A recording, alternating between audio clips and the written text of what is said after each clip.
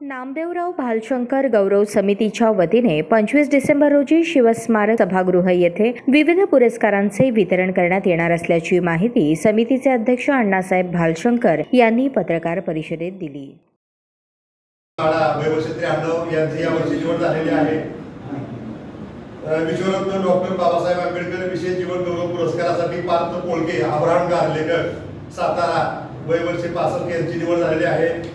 राजर्षी शाहू महाराज जीवन गौरव पुरस्कारासाठी स्वामी विवेकानंद शिक्षण संस्था कोल्हापूरच्या वर्ष 77 यांची निवड झालेली आहे.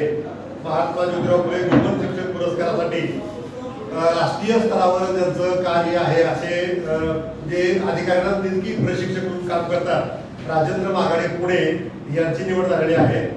छत्रपती शिवाजी महाराज जीवन गौरव पुरस्कारासाठी दिगंबर विश्वनाथ ढेपे, वय वर्ष 75, सोलापूर यांची निवड केलेली आहे.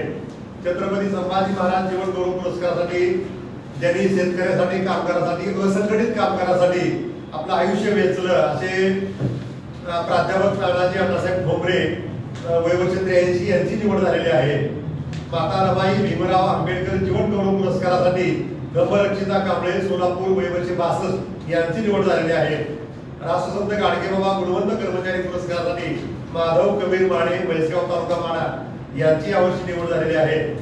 पुरस्काराचं स्वरूप सन्मानचिन्ह, सन्मानपत्र, ग्रंथ, पुष्पहार अशा पद्धतीचा आहे आणि हा सत्कार या ठिकाणी सपत्नीक केला जाणार आहे.